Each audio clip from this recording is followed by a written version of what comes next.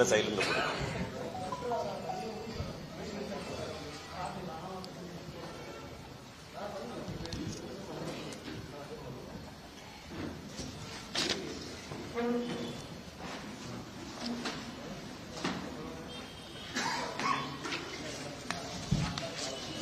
ரெடியாங்கண்ணா?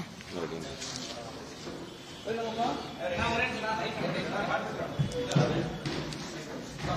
இன்னைக்கு ஹெட்லைன்ஸ் வந்து அந்த அரசு அதிகாரிகளோட திருப்பதி ஒன்று விஷயத்துல இன்னைக்கு ஹெட்லைன்ஸ் பேசுகிறேன்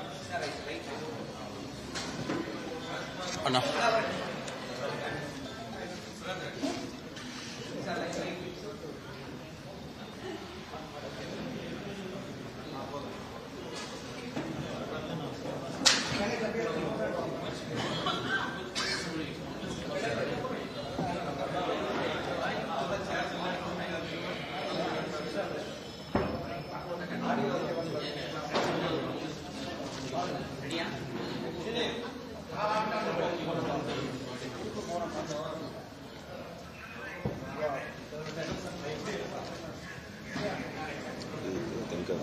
அண்ணா, நம்முடைய பத்திரிகை அன்பர்களுக்கு எங்களுடைய காலை வணக்கத்தை தெரிவித்துக் கொள்கின்றோம்.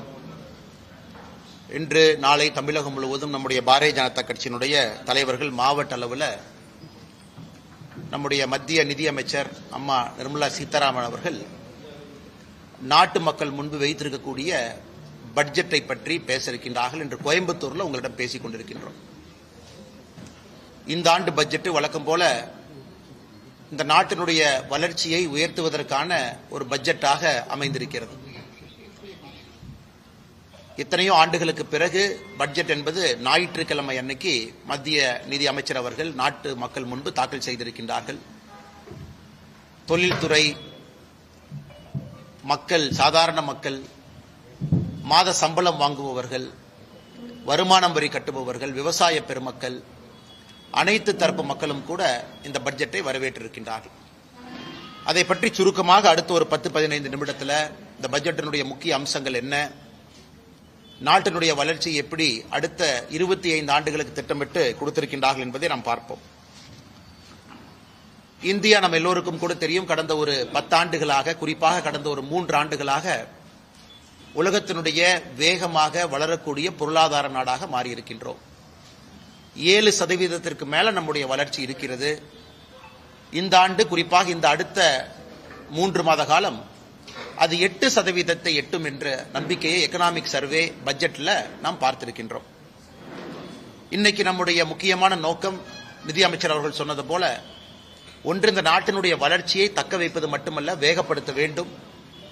அதே நேரத்தில் கர்த்தவ்யா என்கின்ற வார்த்தையை பயன்படுத்தி இருக்கின்றார்கள். 3 கடமை. என்ன கடமையை செய்யணும்னா, முதல் கடமை என்பது நாட்டினுடைய வளர்ச்சி இன்னும் வேகமா இருக்கணும்.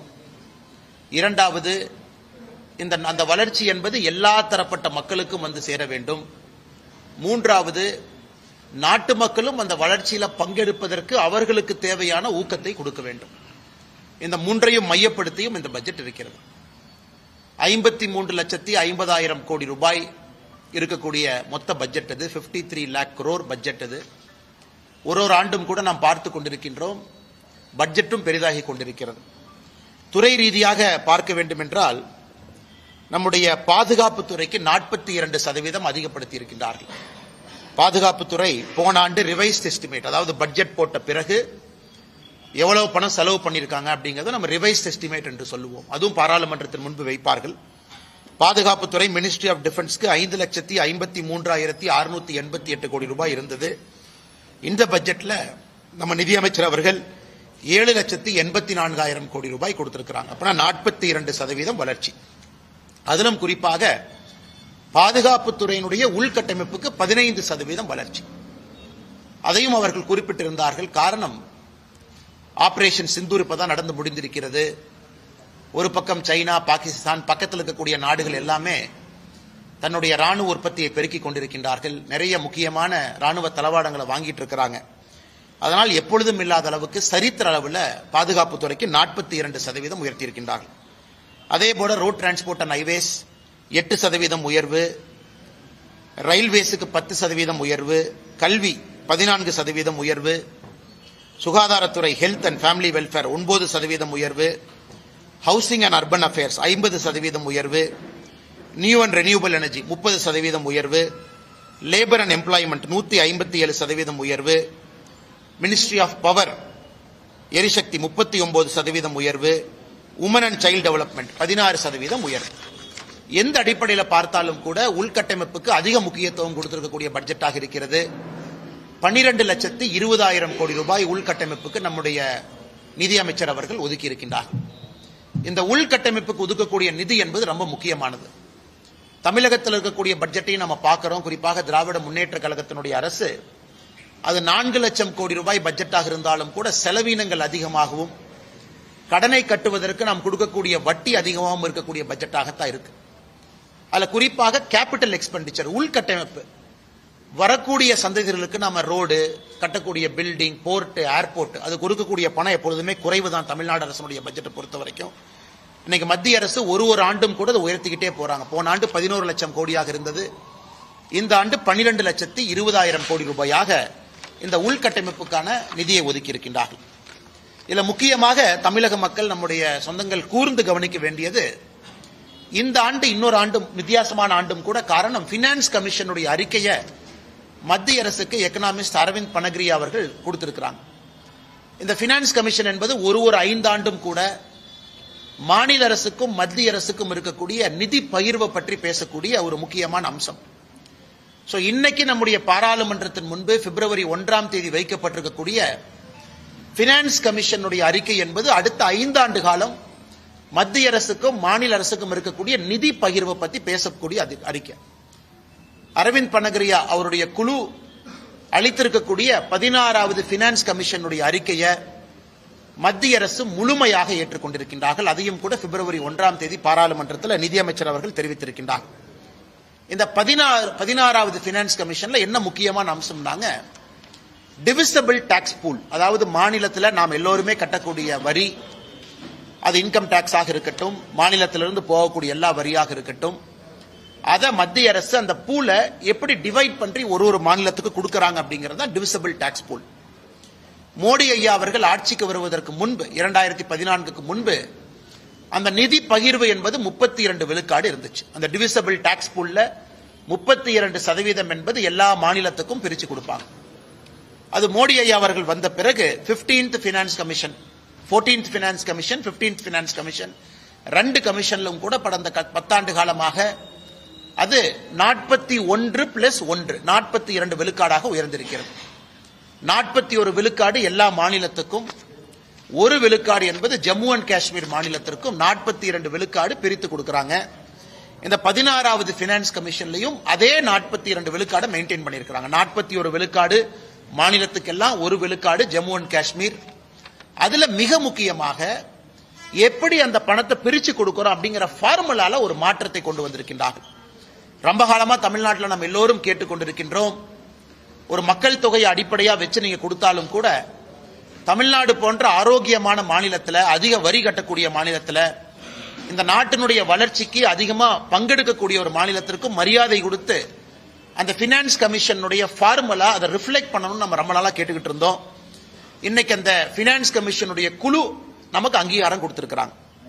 சோ இதற்கு முன்பு இருக்கக்கூடிய finance commission, 15th finance commission எடுத்துக்கிட்டீங்கன்னா, மக்கள் தொகை 1971, 2011 2 மக்கள் தொகை சென்சஸ் இருக்கு. அது 15th பினான்ஸ் கமிஷன்ல இருந்து 71 மக்கள் தொகை அவங்க விட்டுட்டாங்க. 2011க்கு மட்டும் வந்திருக்கிறாங்க. அது அட்வான்டேஜ் ஃபார் தமிழ்நாடு. 15 விழுக்காடு மக்கள் தொகைக்கும், ஒரு மாநிலத்தினுடைய ஏரியா எந்த அளவுக்கு விஸ்தாரம் நமக்கு இருக்கு, ஜியோகிராபிக்கல் ஏரியா, அதற்கு 15 விழுக்காடு. குறிப்பாக ஒரு மாநிலத்தினுடைய ஆவரேஜ் ஜிஎஸ்டிபி, ஒரு மாநிலத்தினுடைய ஒரு வருமானம் என்பது எந்த அளவுக்கு பகிர்ந்து இருக்கிறாங்க, பணக்காரங்களுக்கும் ஏழைக்கும் இருக்கக்கூடிய வித்தியாசம், அதற்கு 45 விழுக்காடு முக்கியத்துவமும், ஒரு மாநிலத்தில் எந்த அளவுக்கு ஃபாரஸ்ட் கவர் இருக்கு, எந்த அளவுக்கு இயற்கையை நாம் பாதுகாக்கின்றோம், அதற்கு 10%, டோட்டல் ஃபர்டிலிட்டி ரேட், நான் சொல்வது இதற்கு முன்பைய பினான்ஸ் கமிஷன், அதுக்கு 12.5, டாக்ஸ் பிஸ்கல் எஃபர்ட், எந்த அளவுக்கு நாம டாக்ஸ் கட்டுறோம் 2.5. இன்னைக்கு அது முழுவதுமாக மாறி மக்கள் தொகைக்கு இந்த 16 பினான்ஸ் கமிஷன்ல மக்கள் தொகைக்கு 17.5 விழுக்காடு, டெமோகிராபிக் பெர்ஃபார்மன்ஸ், அதாவது எந்த அளவுக்கு நாம மக்கள் தொகையை கட்டுப்படுத்தி இருக்கின்றோம், எந்த அளவுக்கு நாம டோட்டல் ஃபெர்டிலிட்டி ரேட்டை 2.1 பக்கம் மெயின்டைன் பண்றோம் அதற்கு 10%, ஒரு விஸ்தாரம் ஏரியாவுக்கு 10%, இயற்கை வளம் அதற்கு 10%, பெர் கேபிட்டா ஜிஎஸ்டிபி டிஸ்டன்ஸ் பணக்காரங்களுக்கும் ஏழைக்கு இருக்கக்கூடிய வித்தியாசம் 42.5%, மிக முக்கியமாக நாட்டினுடைய வளர்ச்சிக்கு ஒரு மாநிலம் எவ்வளவு கான்ட்ரிபியூட் பண்றாங்க அது 10% கொடுத்து இந்த 100% ஃபார்முலாவை ரிலீஸ் பண்ணியிருக்கிறாங்க. அதனாலதான் எதிர்க்கட்சி நண்பர்கள் நானும் 2 நாட்களாக பார்க்கின்றோம். பாரதிய ஜனதா கட்சியின் சார்பாக சொல்ல வேண்டும் என்றால் யாரும் கூட இந்த 16வது பினான்ஸ் கமிஷனை பத்தி யாரும் கூட ஒரு குற்றமோ குறையோ குறைபாடோ சொல்லும் இல்லாத அளவுக்கு எல்லோருமே ஏற்றிருக்கிறாங்க. இதுல குறிப்பா பார்க்கணும்னா உத்தரப்பிரதேசம், ராஜஸ்தான் அவர்களுக்கு வரக்கூடிய ஃபார்முலா படி குறைஞ்சிருக்கு. சதர்ன் ஸ்டேட் தென் மாநிலங்கள் நம்ம எல்லோருக்குமே இந்த புது ஃபார்முலா படி நாம ஏறி இருக்கு, நிதி பகிர்வு என்பது ஏறி இருக்கு. இதை நாம் எல்லோரும் கூட வரவேற்க வேண்டிய ஒரு விஷயம். அதனால்தான் நிதி அமைச்சர் அவர்கள் நேற்று பட்ஜெட்ல எல்லா மாநிலக்கும் கொடுக்கக்கூடிய உடனடி நிதி பகிர்வாக அர்பன் லோக்கல் பாடி, பஞ்சாயத்து, மாநில அரசுக்கு வரக்கூடிய நிதி பகிர்வு 1,24,000 கோடி உடனடியாக இந்த பட்ஜெட்ல அவங்க ரிலீஸ் பண்ணியிருக்கிறாங்க. அதை தாண்டி அன்பு சொந்தங்களே, ஒரு பட்ஜெட் நாம ரிலீஸ் பண்ண பிறகு அதை எதிர்க்கட்சி நண்பர்கள் குற்றம் சாட்டுவது வாடிக்கை தான், அது புதுசு ஒன்றும் கிடையாது. அதே போல வழக்கமாக நம்முடைய முதலமைச்சர் ஐயா ஸ்டாலின் அவர்கள், காங்கிரஸ் கட்சியினர், ஐயா வைகோ அவர்கள் எல்லோருமே குற்றம் சுமத்தி இருக்கிறாங்க. அந்த குற்றத்தில் எந்த அளவுக்கு ஆதாரபூர்வமான உண்மை இருக்கு அப்படிங்கிறது இந்த நேரத்தில் பார்ப்போம். இன்னைக்கு இந்த பட்ஜெட்டை பொறுத்த வரைக்கும் நிர்மலா சீதாராமன் அவர்கள் 7 ஃப்ரான்டியர் ஸ்ட்ராட்டஜிக் செக்டருக்கு முக்கியத்துவம் கொடுத்திருக்கிறாங்க. 7 முக்கியமான விஷயத்துக்கு, முக்கியமான அம்சத்துக்கு அவங்க உடனடியாக அதற்கு ஒரு இம்பெட்டஸ், ஒரு புஷ் கொடுத்திருக்கிறாங்க. அடுத்து வரக்கூடிய 20 ஆண்டுகளுக்கு இது சிறப்பாக இருக்க வேண்டும் என்று. அதன்படி நாம பார்க்கிறோம் அப்படின்னா தமிழ்நாட்டை பொறுத்தவரை நமக்கு கொடுத்திருக்கக்கூடிய ஸ்ட்ராட்டஜிக் செக்டர்ஸ் என்ன முக்கியமான செக்டருக்கு நமக்கு அனுகூலம் இருக்கும். முதல் முக்கியத்துவம் எது கொடுத்திருக்காங்கன்னா பயோ ஃபார்மா கொடுத்திருக்கிறாங்க. இன்னைக்கு நாம வால்யூம்ல இருந்து வேல்யூக்கு போகணும் அப்படிங்கறதுக்காக நாம இன்னைக்கு உலகத்தினுடைய ஜெனரிக் மெடிசனுடைய தலைநகரமா இருக்கிறோம். இன்னைக்கு பயோ ஃபார்மா சக்தி அப்படிங்கிற ப்ரோக்ராம்ல 10,000 கோடி ரூபாய் ஒதுக்கி இந்தியாவில் இருக்கக்கூடிய ஹைதராபாத், சென்னை போன்ற எல்லாமே இன்னைக்கு யாருகிட்ட எல்லாம் நாம மருந்து துறையில முன்னணியில் இருக்கிறோமோ இதை பயன்படுத்தி பயோ ஃபார்மா சக்தியை பயன்படுத்தி நாம் இன்னைக்கு மேனுஃபேக்சரிங் ஹப்பை உருவாக்குவதற்கான முயற்சி எடுத்திருக்கிறாங்க. செமிகண்டக்டர் மிஷன் 1, இன்னைக்கு செமிகண்டக்டர் மிஷன் 2. இன்னைக்கு நம்முடைய படித்த இளைஞர்களுக்கு வேலை வாய்ப்பை உருவாக்கி கொடுக்கணும். செமிகண்டக்டர் மிஷனுக்கு 40,000 கோடி ரூபாய் கொடுத்திருக்கிறாங்க. நம்ம வெறும் ஃபேப்ரிகேஷன் மட்டும் இல்ல, முழு இந்தியன் புரோட்டோகால் கம்ப்ளீட் ஸ்டாக் நம்ம பில்ட் பண்ண போறோம். அதற்கான மிஷின், அதற்கான உற்பத்தி, இதற்கு ஒரு இம்பார்ட்டன்ஸ் கொடுத்திருக்கிறாங்க 40,000 கோடி ரூபாய். Electronic component manufacturing scheme ECMS, எப்படி PLI ப்ரொடக்ஷன் லிங்க்ட் இன்சென்டிவ்ல தமிழ்நாடு முதல் மாநிலமா இந்தியாவில் இருக்கும். ஆப்பிள் போன்ற பெரிய பெரிய நிறுவனங்கள் தமிழ்நாட்டுக்கு PIL மூலமா வந்திருக்கிறாங்க, PLI மூலமா.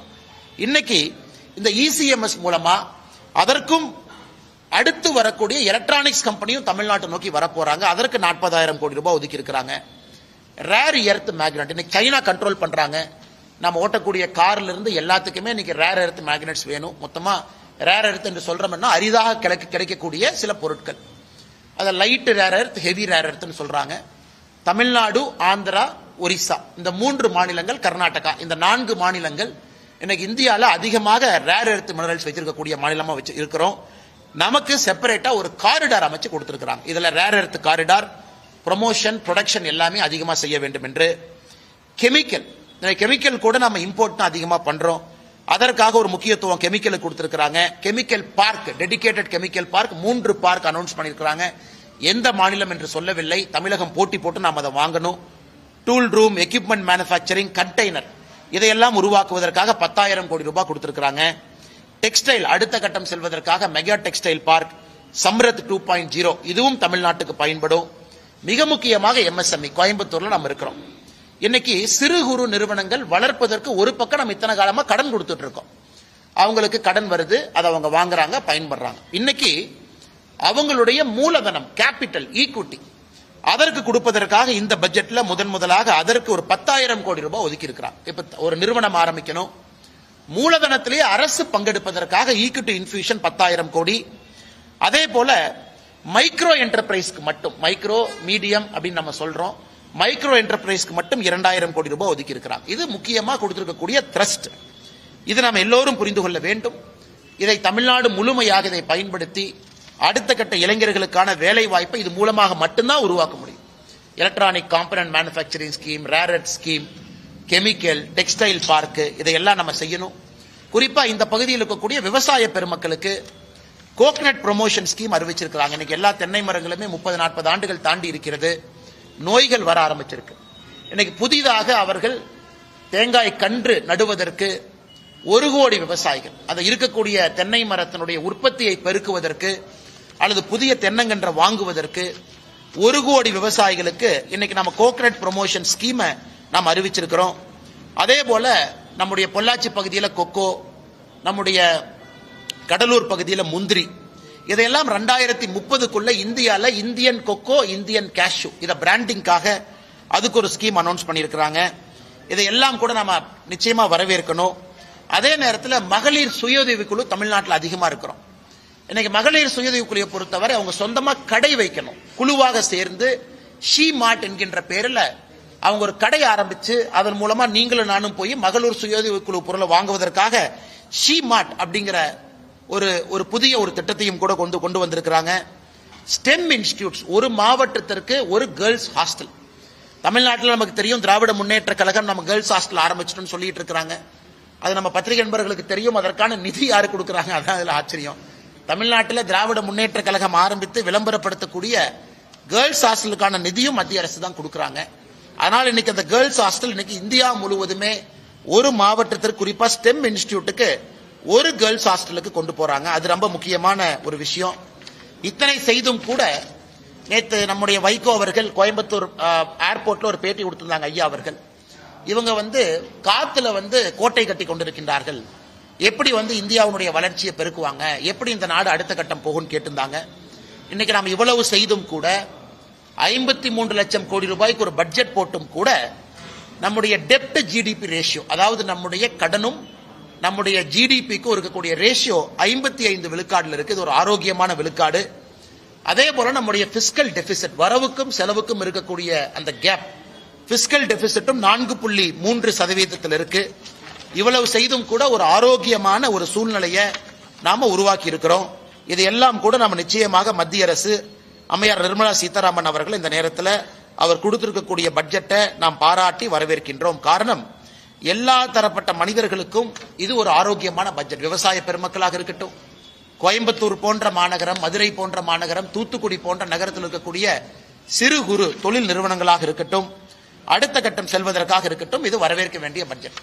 ஆதிச்சநல்லூர் அடுத்த மிக முக்கியமாக இந்தியாவில் 15 ஆர்கியாலஜிக்கல் சைட், அதாவது பழம்பெரும் நம்முடைய தொல்பொருள் இருக்கக்கூடிய பகுதி, அதை டெவலப் பண்ணி ஒரு எக்ஸ்பீரியன்ஷியல் கல்ச்சரல் சென்டரா, ஒரு லேசர் ஷோ, ஒரு நல்ல மியூசியம், நிறைய குழந்தைகள் நம்முடைய பாரம்பரியத்தை பற்றி கற்றுக்கொள்வதற்காக அதற்கு ஒரு பெரிய நிதியை ஒதுக்கி இருக்கிறாங்க. Immersive story telling facility. ஏன்னா இன்னைக்கு நீங்க பாத்தீங்கன்னா தமிழ்நாட்டில் நம்முடைய சொந்தங்கள் யாராவது கலைஞர் ஐயாவுடைய மியூசியம் சென்னையில் இருக்கு, அது போய் பாத்தீங்கன்னா ஒரு சிறந்த மியூசியம், ஒரு state of the art, 4D 5D. ஆனா தன்னுடைய தந்தையார் அவர்களுக்கு நம்முடைய முதலமைச்சர் அவர்கள் அவ்வளவு நிதி போட்டு ஒரு கலைஞர் மியூசியத்தை அடுத்த கட்டத்துக்கு எடுத்துட்டு போயிருக்காங்க. நாங்க வரவேற்கிறோம். தமிழ்நாட்டினுடைய முதலமைச்சர் எல்லாம் போய் பார்க்கணும், என்ன செஞ்சிருக்காருன்னு பார்க்கணும். ஆனா மற்ற இடத்துக்கு அதை கொண்டு போகல. இன்னைக்கு மத்திய அரசு ஆதிச்சநல்லூருக்கு நாம் அதை கொண்டு வர்றோம். அதே போல state of the art museum நம்ம கொண்டு வர்றோம். அது நிச்சயமாக பல பேருக்கு பயன் பெறும். அன்பு சொந்தங்களே, இதையெல்லாம் தாண்டி ரயில்வே துறையை பொறுத்தவரை மிக முக்கியமாக 2-3 விஷயங்கள் உங்களுக்கு சொல்லணும். 2026-27 ஒரு சரித்திர ஆண்டு ரயில்வேவை பொறுத்த வரைக்கும் தமிழ்நாட்டுக்கு 7611 கோடி ரூபாய் ஒதுக்கி இருக்கிறாங்க. இதை ஒரு பெர்ஸ்பெக்டிவ்ல, ஒரு உதாரணத்துக்கு சொல்லணும்னா, யூபி அரசு காங்கிரஸ் ஆட்சியினுடைய கடைசி பட்ஜெட் அவங்க போட்டப்ப தமிழகத்திற்கு மொத்தமா 2009 14 வரை கடந்த 5 ஆண்டுகள் அவங்களுடைய கடைசி 5 ஆண்டுகள் 879 கோடி கொடுத்திருந்தாங்க. ஆனா இந்த ஒரு ஆண்டுல மட்டும் ரயில்வே பட்ஜெட் 7611 கோடி. இன்னைக்கு தமிழ்நாட்டில் எவ்வளவு ரயில்வே வேலைகள் நடந்து கொண்டிருக்குன்னு கேட்டீங்கன்னா 35,701 கோடி ரூபாய் வருமானமான வேலைகள் நடந்து கொண்டிருக்கிறது. 77 ஸ்டேஷன் அமிர்த் ஸ்டேஷனாக இன்னைக்கு டெவலப்மெண்ட் போயிட்டு இருக்கு. அதுக்கு 3147 கோடி ரூபாய். 18 ரயில்வே ஸ்டேஷனை முழுமையாக நம்ம வேலையை முடிச்சிருக்கோம். சிதம்பரம், மன்னார்குடி, போலூர், மணப்பாறை, சின்னசேலம் வரைக்கும். பொள்ளாச்சி ஜங்ஷன் phase 2 வேலைகள் நடந்து கொண்டிருக்கிறது. வந்தே பாரத் தமிழ்நாட்டில் 9 பேர் வந்தே பாரத்தினுடைய சர்வீஸ் இருக்கு. அமிர்த் பாரத் 9 பேர் இருக்கு. இன்னைக்கு அடுத்த கட்டம் ரயில்வே எடுத்துட்டு போயிருக்கிறாங்க. 16 லட்சம் கோடி ரூபாய் ஒதுக்கி இருக்கிறாங்க. ஹை ஸ்பீட் ரயில் நெட்வொர்க் 16 லட்சம் கோடி. இன்னைக்கு நாம வேறு வேறு யூரோப்பிய நாடுகளுக்கெல்லாம் போறோம். அதிகமா மக்கள் மிக வேகமாக ரயில்வே சேவையில போறாங்க. எப்படி ரயில்வேயை மாடர்னைஸ் பண்ணி அதை எலக்ட்ரிபிகேஷன் பண்ணி அப்புறம் நாம வந்தே பாரத் அமிர்த் பாரத் கொண்டு வந்து இன்னைக்கு அடுத்த கட்டத்தை நோக்கி இந்தியா நகருது. 16 லட்சம் கோடி ரூபாய் இந்தியா முழுவதும் ஒதுக்கி அதுல குறிப்பாக 2 லைன் நமக்கு ஹை ஸ்பீட் நெட்வொர்க் கிடைக்குது. சென்னை டு பெங்களூர் ஒரு லைன், சென்னை டு ஹைதராபாத் ஒரு லைன். சென்னை பெங்களூர் இந்த ஹை ஸ்பீட் நெட்வொர்க் வந்த பிறகு 1 மணி நேரம் 13 நிமிஷத்துல சென்னையிலிருந்து பெங்களூருக்கு நம்மால் இந்த ட்ரெயின்ல போக முடியும். ஸ்பீடு கிட்டத்தட்ட 300 கிலோமீட்டர் தாண்டி 320 கிலோமீட்டர் தாண்டி பெர் ஹவர் இந்த ஸ்பீடு இருக்கும். அதே போல சென்னை ஹைதராபாத் அதுவும் ஒரு முக்கியமான ஒரு தடம். 3 மணி நேரத்திற்கு கீழே சென்னை ஹைதராபாத் அந்த ரயில் சேவை ஹை ரயில்வே ஸ்பீட் நெட்வொர்க் அதை கொண்டு வர்றாங்க. இது நம்ம நிச்சயமா வரவேற்கணும். நிறைய இளைஞர்கள் மிக வேகமாக ஒரு தலைநகரிலிருந்து இன்னொரு தலைநகரத்துக்கு போயிட்டு வருவதற்கான ஒரு சாத்தியக்கூறுகள் இருக்கு. மொத்தமாக இதற்கு மட்டுமே ஒதுக்கி இருக்கக்கூடிய பணம் என்பது 16 லட்சம் கோடி ரூபாய். இது அடுத்து வரக்கூடிய பல ஆண்டுகள்ல இந்த திட்டம் நடக்கும். இன்னொரு மகிழ்ச்சியான செய்தி, நேற்று இரவு 11 மணிக்கு நம்முடைய பிரதமர் திரு நரேந்திர மோடி ஐயா அவர்கள் ஒரு நல்ல ஒரு செய்தியை நாட்டு மக்களுக்கு கொடுத்திருக்கிறாங்க. குறிப்பாக நம்முடைய கொங்கு பகுதிக்கு நல்ல செய்தி. இந்தியாவிற்கும் அமெரிக்காவுக்கும் இழுபறியாக இருந்த இந்த வர்த்தக ஒப்பந்தம் என்பது நேற்று இரவு அது முழுமை பெற்றிருக்கிறது. நம்முடைய பிரதமர் நரேந்திர மோடி ஐயா அவர்கள் தன்னுடைய எக்ஸ் பக்கத்துல இதை பத்தி பதிவு செஞ்சிருந்தாங்க. இன்னைக்கு காலையில மத்திய அரசும் கூட செய்தி குறிப்பு வெளியிட்டிருக்கிறாங்க. முதல்ல ட்ரம்ப் அவர்கள் 25% நமக்கு வரி விதித்தாங்க. அதன் பிறகு ரஷ்யாட்ட ஆயில் வாங்குறோம்னு சொல்லிட்டு இன்னொரு 25% விதித்தாங்க. மொத்தமாக இந்தியாவுக்கும் அமெரிக்காவுக்கும் 50% டாரிஃப் போட்டிருந்தாங்க. நேற்று பேச்சுவார்த்தைக்கு பிறகு இந்தியாவுக்கும் அமெரிக்காவுக்கும் வரி விதிப்பு என்பது 18% டாரிஃபுக்கு வந்திருக்கு. 18% டாரிஃப் இந்தியாவுக்கும் அமெரிக்காவுக்கும்.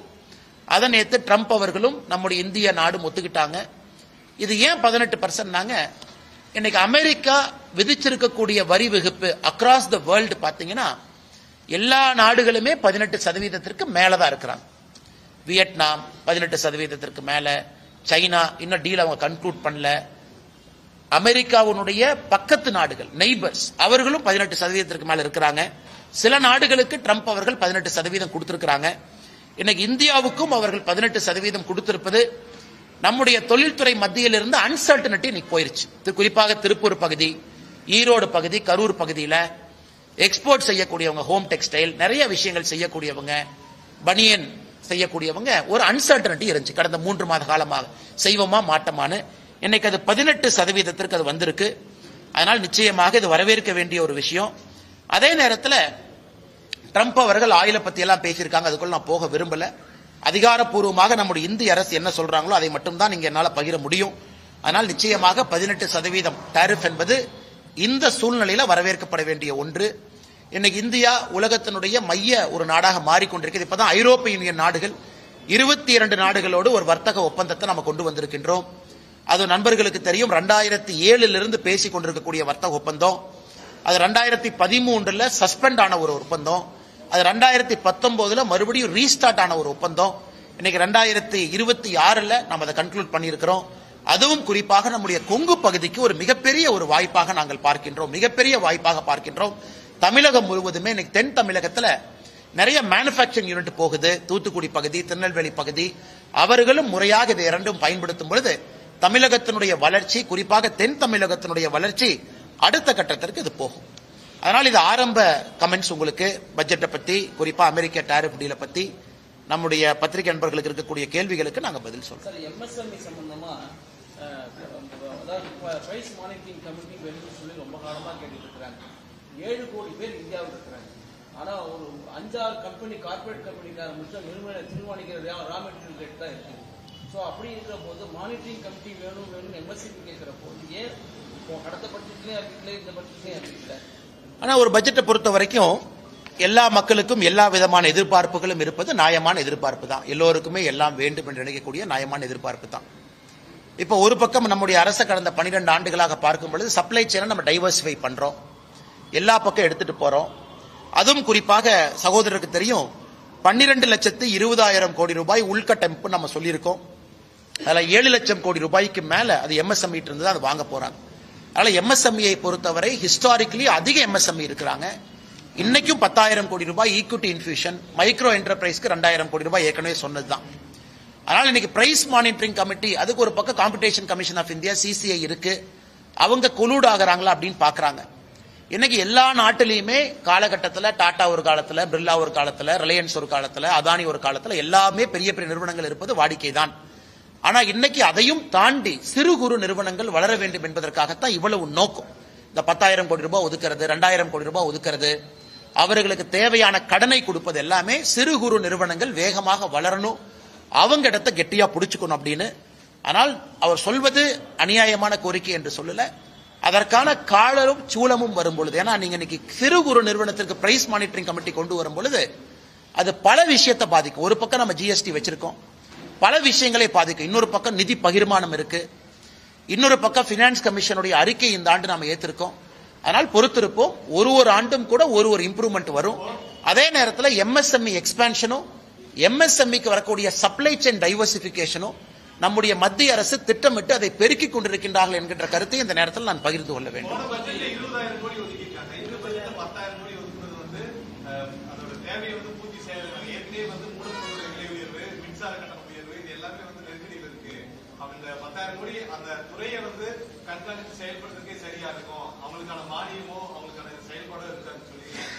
ஆனா நம்ம எம்எஸ்எம்இக்கு கொடுக்கக்கூடிய கடன் என்பது எந்த விதத்திலும் கூட அது குறையல, அது வழக்கம் போல அது வந்துகிட்டே தான் இருக்கு.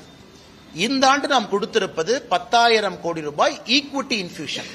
அதாவது நான் ஒரு கம்பெனி ஆரம்பிக்கிறேன், 100% என்னுடைய காசை போட்டு நான் ஆரம்பிக்கிறேன், அல்லது என்னால பணம் போட முடியலன்னா நான் 40% டெப்டா வாங்குறேன், பேங்க்ல போய் கடன் வாங்குறேன். இந்த பட்ஜெட்ல முதலாக நாம் சொல்லி இருப்பது 10,000 கோடி ரூபாயும் நீங்க போடக்கூடிய மூலதனத்துல மத்திய அரசு பங்கேற்கும் என்று சொல்லி இருக்கின்றோம். இது முதல் முறையாக ஈக்விட்டி இன்ஃபியூஷன், அதாவது கடன் கிடையாது, அவர்கள் போடக்கூடிய மூலதனத்துல அவர்களோடு மத்திய அரசும் ஈக்விட்டி போடுது. இது அமெரிக்கால ட்ரம்ப் வந்த பிறகு கவர்மெண்டே ஒரு ஸ்டேக் எடுக்கிறாங்க.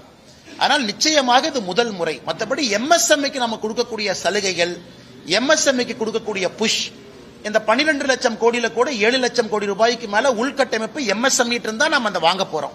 அது எப்பொழுதுமே எம்எஸ்எம்இயின் பக்கம் அரசு இருக்கு, அது எந்த மாற்று கருத்தும் இல்லை. அதே நேரத்தில் எலக்ட்ரிக் பில் போயிருச்சு. ஒரு பக்கம் மத்திய பிரதேசல எம்எஸ்எம்இ இருக்கும் பொழுது ஒரு யூனிட் ₹1 கொடுக்குறாங்க. ஆனா தமிழகத்துல திராவிட முன்னேற்ற கழகத்தினுடைய ஆட்சியில ஒரு யூனிட் எவ்வளவு உங்களுக்கும் தெரியும், ₹5, ₹6, ₹7 போயிட்டே இருக்கு. ஆனா மாநில அரசும் குற்றம் சுமத்துவதை விட நாங்க என்ன செஞ்சிருக்கிறோம் அப்படின்னு மாநில அரசு யோசிக்கணும். நம்ம ஊர்ல எம்எஸ்எம்இ தலைநகராக தமிழ்நாடு இருந்துகிட்டு இருக்கணும்னா மாநில அரசு என்ன முக்கியத்துவம் கொடுத்திருக்கோம். ஆனால் நிச்சயமாக எம்எஸ்எம்இயை பொறுத்தவரை அடுத்த கட்டம் எடுத்துச் செல்வதற்கான பட்ஜெட்டாக மட்டும்தான் இந்த பட்ஜெட் அமைஞ்சிருக்கு. குறிப்பாக எம்எஸ்எம்இ நண்பர்களுக்கு இன்னொன்னு நம்ம சொல்லிக்கொள்ள விரும்புகிறோம். இந்தியா ஐரோப்பிய யூனியன் டீல் அது எம்எஸ்எம்இ பெனிஃபிட் ஆகும். India America deal MSME benefit ஆகும். நாம் வந்த பிறகு மத்திய நாடுகளோடு, குறிப்பாக மிடில் ஈஸ்ட் கண்ட்ரீஸோடு நம்ம டீல் போட்டிருக்கோம். கொரியா, ஜப்பானோடு நம்ம எக்கனாமிக் கோஆபரேஷன் அக்ரிமெண்ட் கொண்டு வந்திருக்கோம், கனடாவோடு கொண்டு வந்திருக்கிறோம். இது எல்லாமே இங்க இருக்கக்கூடிய எம்எஸ்எம்இ அடுத்த கட்டம் செல்லும் பொழுது மட்டும்தான் உங்களுக்கு பயன் கிடைக்கும். அதற்கான முயற்சியும் நம்முடைய அரசு எடுத்துக் கொண்டிருக்கிறது.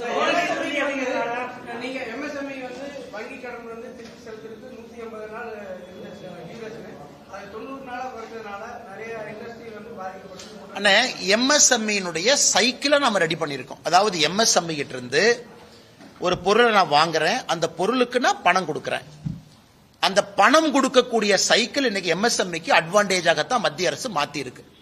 கிரெடிட் சைக்கிள் நம்ம சொல்லுவோம். இன்னைக்கு நான் எம்எஸ்எம்இ போய் ஒரு பொருளை வாங்கிக்கிட்டு 3 மாசம் கழிச்சு பணம் கொடுக்கலாம், 4 மாசம் கழிச்சு பணம் கொடுக்கலாம். அந்த பணத்தை குறிப்பிட்ட காலகட்டத்துக்குள்ள நீங்க கொடுக்கணும்.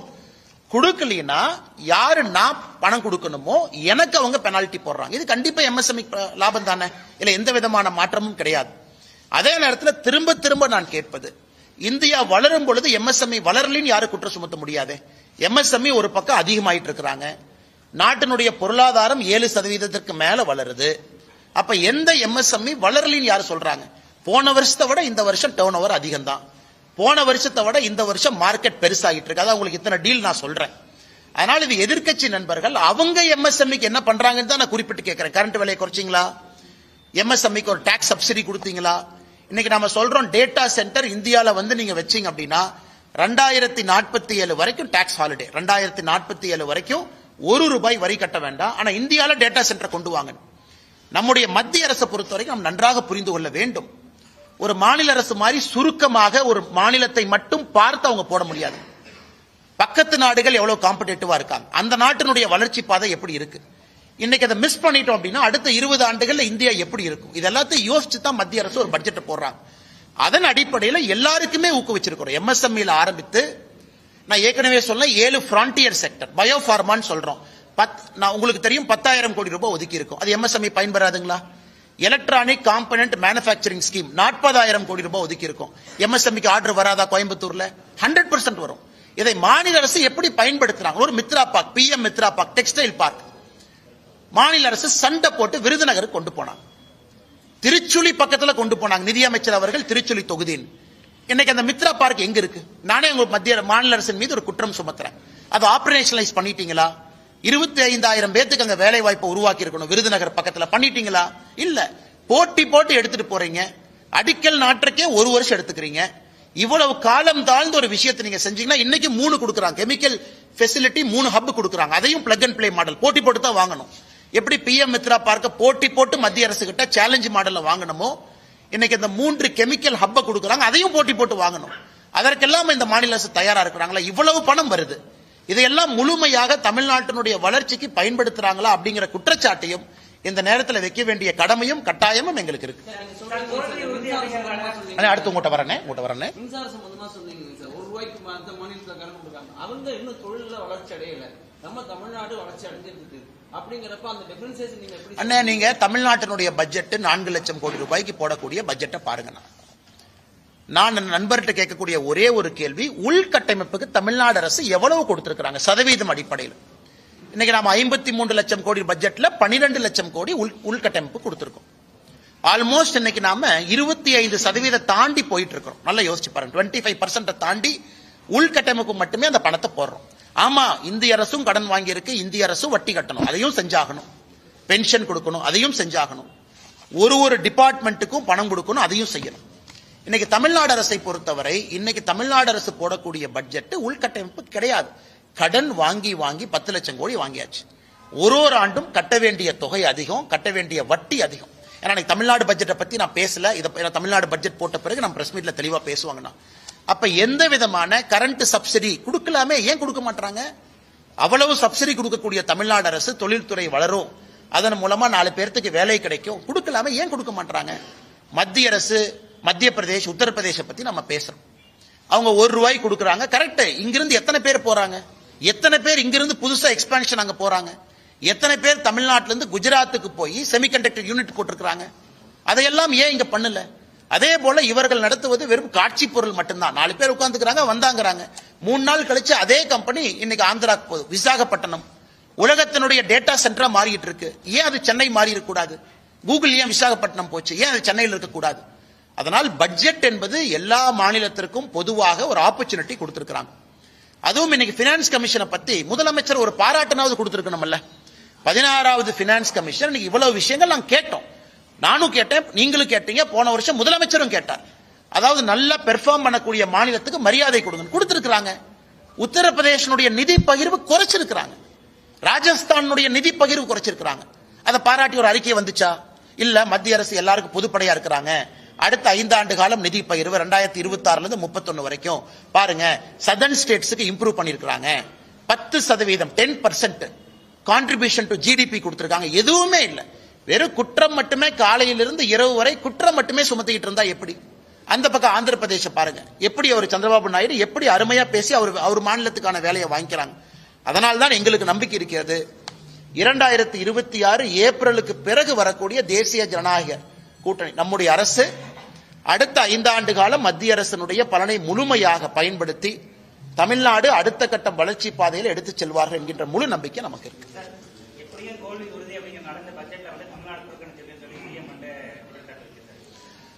அண்ணா, இன்னைக்கு முதலமைச்சர் அவர்கள் ஒரு விஷயத்தை புரிஞ்சுக்கணும். நான் இவ்வளவு சொன்னதெல்லாம் தமிழ்நாட்டுக்கு இல்லையாங்கண்ணா, இவ்வளவு சொன்ன தமிழ்நாட்டுக்கு இல்லையா? 16 லட்சம் கோடி ட்ரெயின் நெட்வொர்க் இந்தியா முழுவதும் 2 லைன். எந்த மாநிலத்துக்கு 2 லைன் கொடுத்திருக்காங்கன்னு பாருங்கண்ணா. 2 லைன் கொடுத்திருக்கிறோம். முக்கியமா 2 லைன். இவ்வளவு பணங்கள் நான் சொல்லிக்கிட்டே வர்றேன். ஃப்ரான்டியர் செக்டர் இவ்வளவு பணம் கொடுத்திருக்கோம். இவ்வளவு கொடுத்த பிறகும் கூட தமிழ்நாட்டை வஞ்சிக்கிறாங்கன்னு முதலமைச்சர் சொன்னாங்கன்னா ஒரு அரசியல் மட்டும்தானே செய்யறாரு. ஆனால் இன்னைக்கு முதலமைச்சர் அவர்கள் கடைசி ஒரு 60 நாட்கள் அவங்க ஆட்சியில் இருக்கிறாங்க. என்ன வேணாலும் சொல்லட்டும், மக்கள் பார்க்கறாங்க. மக்கள் இந்திய நாட்டினுடைய வளர்ச்சியும் அதுல தமிழகம் அந்த அளவுக்கு வளர்ந்திருக்கா அப்படின்னு அவங்க பார்க்கறாங்க. இன்னைக்கு ஒரு பக்கம் டிஆர்பி ராஜா அவர்கள் சொல்றாங்க, எங்களுடைய போட்டி மற்ற மாநிலங்களுக்கு கிடையாது, ஐரோப்பிய நாடுகளோட போட்டி போடுறோங்கிறார். தமிழ்நாடு மாநிலம் நாங்க ஐரோப்பிய நாடு தான் எங்கள் போட்டி. வரவேற்க வேண்டிய விஷயம், அந்த அம்பிஷன் இருக்கட்டும். ஆனா ஐரோப்பிய நாடுகளோட போட்டி போடுறவங்க ஸ்டாட்டிஸ்டிக்ஸ் கொடுங்க. எந்த ஐரோப்பிய நாடுக்கு பக்கத்துல, அதாவது வளர்ந்த ஐரோப்பிய நாடுக்கு பக்கத்துல வந்திருக்கிறீங்க? எந்த அளவுக்கு அடுத்த கட்ட வேலை வாய்ப்பை உருவாக்கி இருக்கிறீங்க? எதுவுமே இல்லை. இன்னைக்கு சும்மா பேச்சுக்காக அவர்கள் பேசிக் கொண்டிருக்கின்றார்கள். மக்கள் 2 பக்கத்தையும் பார்க்கறாங்க, நம்ம பட்ஜெட்டையும் பார்க்கறாங்க. இன்னைக்கு இன்கம் டாக்ஸ், இதற்கு முன்பு மிகப்பெரிய சலுகை நம்ம கொடுத்திருக்கோம். 12 லட்சம் ரூபாய் வரைக்கும் யாருக்கு வருமானம் இருக்கோ அவர்களுக்கு நாம 0 டாக்ஸ் பண்ணியிருக்கோம். அதனாலதான் இந்த பட்ஜெட்ல இன்கம் டாக்ஸ் நம்ம கை வைக்கல. ஏன்னா ஒரு பட்ஜெட்லும் இன்கம் டாக்ஸ் ஸ்லாப் மாறும், அதே ஒரு பேசும் பொருள். ஒரு அரை மணி நேரம் இன்கம் டாக்ஸ் பத்தி பேசுவோம்.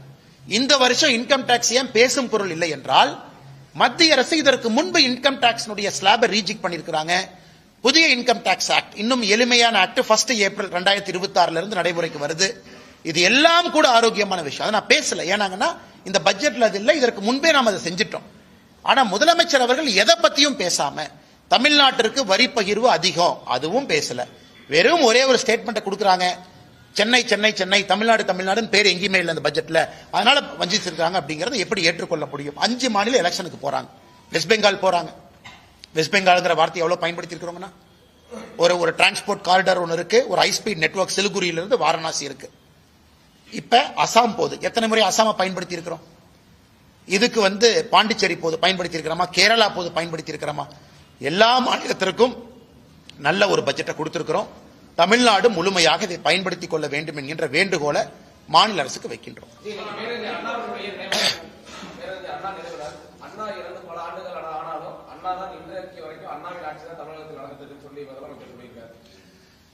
பேரறிஞர் அண்ணா அவர்கள் மிக முக்கியமான தலைவர்.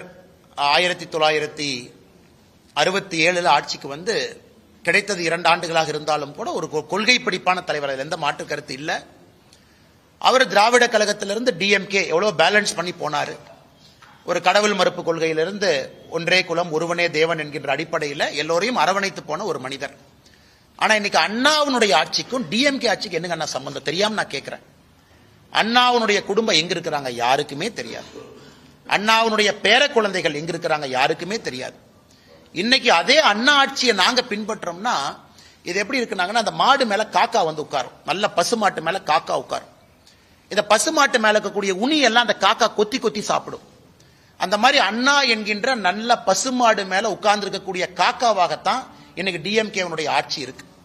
மக்களை பிடுங்கி சாப்பிடக்கூடிய ஆட்சியாக. அண்ணாவுடைய குடும்பம் எந்த அரசியல் பக்கமே வரல. இவருடைய தந்தையார், அதன் பிறகு இவருடைய மகன், இன்னைக்கு இவருடைய பேர எல்லாமே அண்ணாவுடைய வழியை நாங்க பின்பற்றோம்னு சொன்னா எப்படி ஏத்துக்க முடியும்? யார் ஏத்துக்குவாங்க?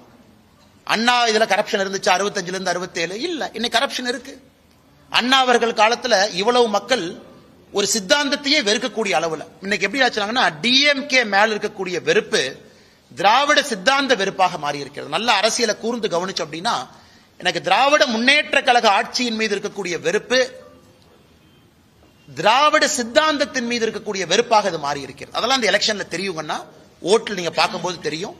எந்த சம்பந்தம் இல்ல, சும்மா பிறந்த நாள் அன்னைக்கு உங்க அண்ணாவை நினைச்சுக்கலாம், பேரறிஞர் அண்ணாவுக்கு மாலை போடலாம், ஒரு 4 நல்ல விஷயத்தை சொல்லலாம். ஒரு டிஎம்கே மினிஸ்டர் கூப்பிட்டு ரூமை சாத்திட்டு கையில் ஒரு பேப்பரை கொடுத்து அண்ணாவை பத்தி 10 லைன் எழுதுனா யாருக்கு எழுத தெரியாது.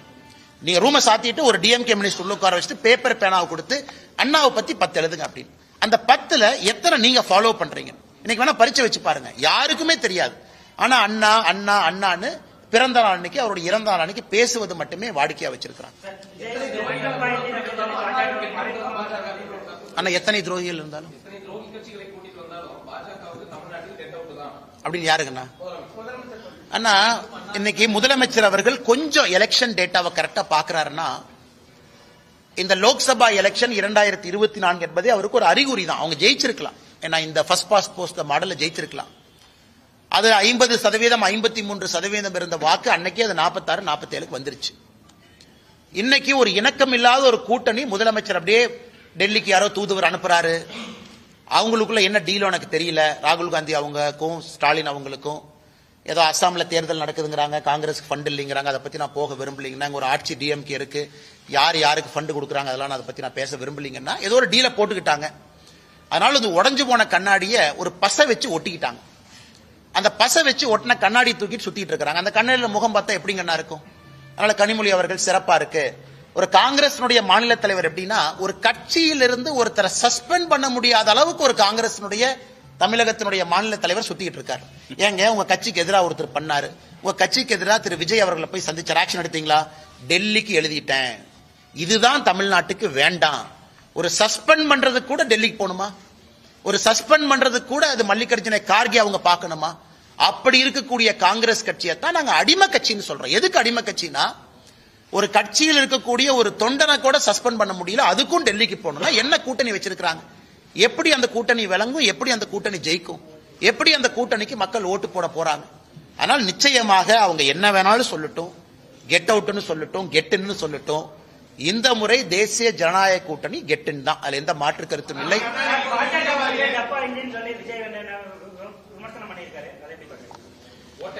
அண்ணா நான் பெரும்பாலும் அப்படின்னு யார் சொன்னாங்கன்னா, ஓகே அண்ணா, நான் விஜய் அவர்களை பொறுத்தவரை நான் என்னோட கமெண்ட் எப்பவுமே மாறலிங்கன்னா, அரசியலுக்கு வந்திருக்கிறாரு, வரவேற்கிறோம், மக்கள் முன்னாடி இருக்கட்டும், அவர் எல்லாம் பேசட்டும், இவிஎம் மிஷின் பதில் சொல்லும். ஆனா விஜய் அவர்கிட்ட இன்ஜின் இருக்கான்னு எனக்கு தெரியலையே. அட்லீஸ்ட் எங்ககிட்ட இன்ஜின் இருக்கு, டபுள் இன்ஜின் இருக்கு. விஜய் அவங்க இன்ஜினையே நம்ம பார்க்கலையே. அது இன்ஜின் இருக்கா, இல்ல கார்பரேட்டர் இருக்கா, அந்த இன்ஜினை ஸ்டார்ட் பண்ற ஆள் இருக்கா, அந்த இன்ஜின் ஒரு சேசியில மாட்டுவாங்களான்னு. வண்டி இல்ல, சேசி இல்ல, இன்ஜின் இல்ல, அதுக்குள்ள போடுற பெட்ரோல் இல்ல, டீசல் இல்ல. ஆனா இன்னைக்கு விஜய் அவர்கள் தமிழ்நாட்டில் ஒரு அரசியல் கட்சி இன்ஜினை பத்தி பேசக்கூடாதுன்னா அது திரு விஜய் அவர்கள் இன்ஜினை பத்தி பேசக்கூடாது. ஒருவேளை 234 தொகுதியில கேண்டிடேட் போடுறாரு, ஒத்துக்கிற இன்ஜின் இருக்கு. 234 கேண்டிடேட்டும் மக்கள் ஏத்துக்கிறாங்க, அதுக்கு போடுற பெட்ரோல் இருக்கு. விஜய் வெளியே வீதி வீதியாக தெரு தெருவாக பிரச்சாரம் பண்றார், சேசி இருக்கு. மக்கள் ஓட்டு போட்டு ஒரு நல்ல சதவீதம் வர்றாரு, அந்த வண்டி ஓடுது. இன்ஜினே இல்ல, சேசி இல்ல, பெட்ரோல் இல்ல, டீசல் இல்ல. அவங்க எல்லாம் இன்னைக்கு பாரதிய ஜனதா கட்சியை பார்த்து டப்பா இன்ஜின், இந்த இன்ஜின்ங்கிறாங்க. அடுத்து திரு ஸ்டாலின் அவர்கள் சொன்னது எனக்கு டிஎம்கே எப்படின்னாங்கன்னா, ஐயா அந்த எல்லாம் ஓடி போயிட்டாங்கன்னா, அந்த ஸ்கூல் ஹாஸ்டல்ல, காலேஜ் ஹாஸ்டல்ல பாத்ரூம்ல போய் சில பேர் கிறுக்குவாங்க. இந்த கறிக்கட்டை எடுத்துட்டு போய் பாத்ரூம்ல கிறுக்குவாங்க. நம்மள இந்த பப்ளிக் பாத்ரூம் போனா கறிக்கட்டையில கிறுக்குவாங்க. இன்னைக்கு அந்த மாதிரி கிறுக்கக்கூடிய கட்சியாக திமுக மாறி இருக்கு. போஸ்டர் ஒட்டுறானுங்க, ஏமா ஒட்டுறானே தெரியாது. இந்த பாத்ரூம்ல கிறுக்கிறவன் அசிங்கமா இந்த காலையில் 2 மணிக்கு போய் இந்த பொது கழிப்பிடத்துல முகத்தை மூடிட்டு போய் கறிக்கட்டையில் எழுதிட்டு வருவான். இன்னைக்கு திமுக கார டப்பா இன்ஜின் ஒட்டுறானா, காலையில முகத்தை மூடிட்டு போய் ஒட்டிட்டு வர்றான். ஏன்னா உனக்கே தெரியும் நீ ஒட்டுறதே ஒரு நான்சென்ஸ். தமிழ்நாடு மக்கள் அதை ஏத்துக்க மாட்டாங்கன்னு தெரியும். அதனால இவங்க சும்மா போய் போஸ்ட் ஒட்டுட்டோம். நேத்து பார்த்தேன் சென்னையில இந்த பட்ஜெட்ல தமிழ்நாட்டுக்கு அல்வா கொடுத்துட்டாங்கன்னு. ஒரு அல்வா வாங்கி கொடுத்தது எப்படி இருந்துச்சுன்னா, டிஎம்கே ஆட்சி 5 வருஷம் முடிஞ்சு தமிழ்நாட்டு மக்களுக்கு அல்வா கொடுத்ததாகத்தான் நான் பார்த்தேன். சென்னை முழுவதுமே ஒரு கையில் ஒரு போஸ்டர் வச்சுக்கிட்டு அல்வாவை கொண்டே வீடு வீடா கொடுத்துக்கிட்டு இருந்தாங்க. அதனால முதலமைச்சர் அவர்கள் கஷ்டப்பட்டாரு, அப்படி இப்படின்னு பண்ணார். ஆனா ஒண்ணுமே கிரவுண்ட் லெவல்ல ரிஃப்ளெக்ட் ஆகல. சட்டம் ஒழுங்கு தரிகட்டு போயிருக்கு. இதையெல்லாம் இன்னும் ஒரு 50-60 நாள் தானா நீங்களும் பார்க்க போறீங்க, நாங்களும் பார்க்க போறோம். பாஜக தலைமையிலான கூட்டணி தான் அப்படின்னு சொல்லிட்டு 6 மாதத்துக்கு முன்பு நீங்க அந்த பேரே சொல்லாம சொல்லிட்டு தேசிய தமிழ்நாடு கூட்டணி தான். அதே விஜய் சொல்லியிருக்காரு அப்படிங்கிறது அந்த அமைப்பு தான் இருக்கா தமிழ்நாட்டில். அண்ணா ஒரு விஷயத்தை புரிஞ்சுக்கணுங்க, நாங்க எல்லாமே ஒரு கட்சியினுடைய தொண்டர்கள். விருப்பு வெறுப்பு இருந்தாலும் கூட எங்களுடைய தலைவர்கள் முடிவு செய்த பிறகு நாங்கெல்லாம் களத்துல பாடுபடுறோம். தமிழகத்தில் இருப்பது அனைத்து இந்திய அண்ணா திராவிட முன்னேற்ற கழகம் தலைமையிலான தேசிய ஜனநாயக கூட்டணி. இந்த எலெக்ஷனுக்கு போறோம்.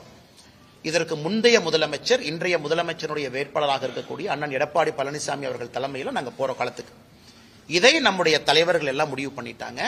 எதுக்கு பிரச்சாரம் நடந்தாச்சு, கீழே எங்க தொண்டர்கள் வீதி வீதியாக தெரு தெருவாக வேலை பார்க்கறாங்க. இன்னைக்கு விஜய் அவர்கள் எப்படின்னாங்கன்னா, நான் ஏற்கனவே சொன்னாங்கன்னா அவரை சும்மா நான் தேவையில்லாம ஒரு குற்றம் சுமத்த விரும்பல, அரசியலுக்கு வந்திருக்கிறாங்க, பண்ணட்டும். ஆனா இன்னைக்கு பேசும் பொழுது அவருக்கு என்னன்னா, மக்கள் கை தட்டணும், விசில் அடிக்கணும், அவங்க ஏதாச்சும் ஆரவாரமா பேசணும். அதற்காகத்தான் விஜய் அவர்களுடைய பேச்சு இருந்ததாகத்தான் நான் பார்க்கிறேன். அது ரொம்ப சப்ஸ்டன்ஸா மக்களை சிந்திக்க வைக்கிற அளவுக்கு எதற்காக நான் இத்தனை கட்சிகளை தாண்டி உங்களுக்கு ஓட்டு போடணும்? உங்க பாலிசி என்ன, உங்க ப்ரோக்ராம் என்ன, நீங்க தமிழ்நாட்டுக்கு என்ன செய்ய இதுவரைக்கும் செய்யாதது என்ன செய்ய போறீங்க அப்படிங்கறத நான் பார்க்கலீங்கன்னா. சோ விசிலுக்காக ஒரு கைத்தட்டலுக்காகத்தான் விஜய் அவர்கள் பேசினாங்க. அதுலதான் அந்த கூட்டணியை பத்தி பேசினதாக மட்டும்தான் நான் பார்க்கிறேன். அதுல ஒரு சப்ஸ்டன்ஸும் ஒரு டெப்த்தும் தமிழ்நாட்டு மக்களை சிந்திக்கக்கூடிய விதத்தில் இருந்ததா நான் பார்க்கல. அதனால அதை அப்படியே கடந்து நாம போயிடலாம். எல்லோருக்குமே தெரியும், 4 பேர் 4 சொல்லத்தான் செய்வாங்க. அதை பற்றி எங்களுக்கு கவலை இல்லை. கல்வி டாஸ்மாக் எதிர்ப்பு இந்த தேர்தல் அதுல முக்கியத்துவம் பண்ணுமா பாஜக தேர்தல் அறிக்கையில? அண்ணா, இன்னைக்கு எங்களுடைய முன்னாள் மாநில தலைவர் முன்னாள் ஆளுநர் அக்கா தமிழிசை அவர்கள் தமிழ்நாடு முழுவதுமே இன்னைக்கு சுற்றுப்பயணம் செய்ய இருக்கிறாங்க. அந்த குழுவோடு மக்களுடைய எண்ணங்களை பிரதிபலிக்கக்கூடிய வகையில வண்டிகள் இன்னைக்கு எல்லா மாவட்டத்துக்கு போயிருக்கு. அதுல மக்கள் இன்னைக்கு அந்த பெட்டியில போட போறாங்க என்ன வேணும். நாங்கள் உறுதியாக இருக்கின்றோம், ஒரு ஆரோக்கியமான தமிழ்நாட்டை எடுத்துட்டு போகணும். அதே நேரத்தில் இன்னைக்கு அனைத்து இந்திய அண்ணா திராவிட முன்னேற்ற கழகம் அவங்க ஒரு தேர்தல் அறிக்கையை கொண்டு வர போறாங்க. பாரதிய ஜனதா கட்சியினுடைய தேர்தல் அறிக்கை. இது சம்பந்தப்பட்ட தலைவர்கள் கலந்து பேசி அதை வெளியே கொண்டு வரணும். அது என்னுடைய இலாக்கா இல்ல, என்னுடைய சப்ஜெக்ட் இல்ல. நான் இன்னைக்கு பேசுறது பட்ஜெட்டை பத்திங்கன்னா அந்த இலாக்கா அந்த சப்ஜெக்ட் பேசுறதுக்கு நயினார் அண்ணா இருக்கிறாங்க, தமிழிசை அக்கா இருக்கிறாங்க. அதனால அவர்கள் பதில் சொல்வார்கள். இது எப்படிப்பட்ட எனக்கு ஒரு தனிப்பட்ட முறையில் ஒரு கனவு இருக்கு. கட்சியின் அடிப்படையில் ஒரு தனிப்பட்ட மனிதனுடைய கனவெல்லாம் கட்சியினுடைய அறிக்கையில வருவதற்கான சாத்தியக்கூறுகள் இருக்காது. அது இருப்பதற்கான வாய்ப்பும் இல்லை நடைமுறை அரசியல்ல. அதனால் 2026 தேர்தல் அறிக்கையை பொறுத்தவரை ஒரு கட்சி அலையன்ஸை லீட் பண்றாங்க.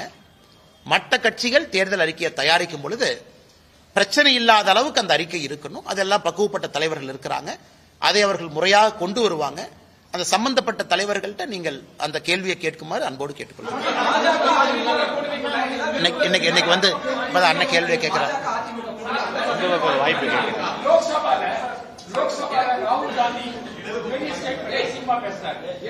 நரேந்திர மோடி ஒரு பிஎம் அவர் எஸ்கேப் ஆயிட்டாரு, அமித்ஷா எஸ்கேப் ஆயிட்டாங்க. சைனா பத்தி எழுதாத புஸ்தகம் ஒரு ஸ்டேட்மெண்ட் கொடுத்தாங்க. ஆனா நேற்று நம்முடைய மாண்புமிகு எதிர்க்கட்சி தலைவர் ஐயா ராகுல் காந்தி அவர்கள் பாராளுமன்றத்தில் ஒரு சர்ச்சைக்குரிய பேசியிருக்கிறாங்க.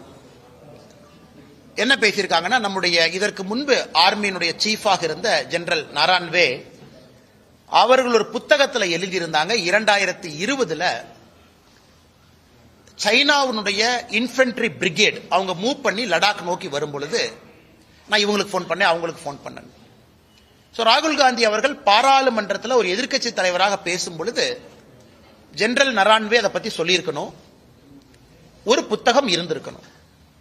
அதற்கு அமித்ஷாஜி அவர்கள் நம்முடைய உள்துறை அமைச்சர் அவர்கள் பாராளுமன்றத்திலே பதில் கொடுத்தாங்க. அந்த மாதிரி புத்தகமே இல்லை, அந்த மாதிரி அவங்க எழுதவே இல்லை, அந்த மாதிரி நரான்வே எங்கேயும் சொல்லவே இல்லை. இது ஏதோ ஒரு மேகசின்ல யாரோ எழுதுனதை எப்படி வந்து எதிர்க்கட்சி தலைவர் ஒரு புத்தகம் நீங்க பேசலாம்?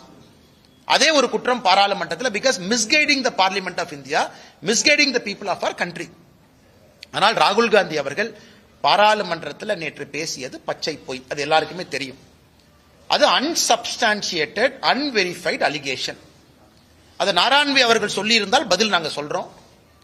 இல்ல ஜெனரல் அவங்க பப்ளிஷ் பண்ணிருக்கக்கூடிய புக்ல அது இடம் பெற்றிருந்தால் அதற்கான பதில நம்முடைய அரசு கொடுப்பதற்கு கடமைப்பட்டிருக்கிறோம், கொடுக்கிறோம். ஆனா 1008 மேகசின்ல 10,000 பேர் எழுதுவாங்க. ஒரு மேகசின்ல வர்ற ஒரு கருத்தையும் நம்ம பதில் சொல்லிட்டு இருந்தா பாராளுமன்றத்தில் இது மட்டும்தான் நம்ம செய்யணும். ஆனால் மாண்புமிகு எதிர்க்கட்சி தலைவர் அவர்கள் நேற்றே பாராளுமன்றத்தில் நம்முடைய கட்சியை சார்ந்த மூத்த தலைவர்கள் அதற்கு பதிலடி கொடுத்தாங்க. நாட்டு மக்கள் முன்பு உண்மையும் வச்சிருக்கோம். இன்னைக்கு இவ்வளவு பேர் நாம் இருக்கோம். ராகுல் காந்தி அவர்கள் சொன்னது உண்மையா இருந்தா இன்னார் அந்த புக்கை நீங்க போட்டிருப்பீங்க, இன்னார் அந்த மேஜரை போய் நீங்க இன்டர்வியூ பண்ணிருப்பீங்க, இன்னார் அந்த மேஜர் ஜெனரல் இன்னார நீங்க இவ்வளவு விஷயம் சொல்லியிருப்பீங்க. எதுவுமே இல்லை, ஒரு பச்சை பொய்ய பாராளுமன்றத்தில் சொல்றாங்க.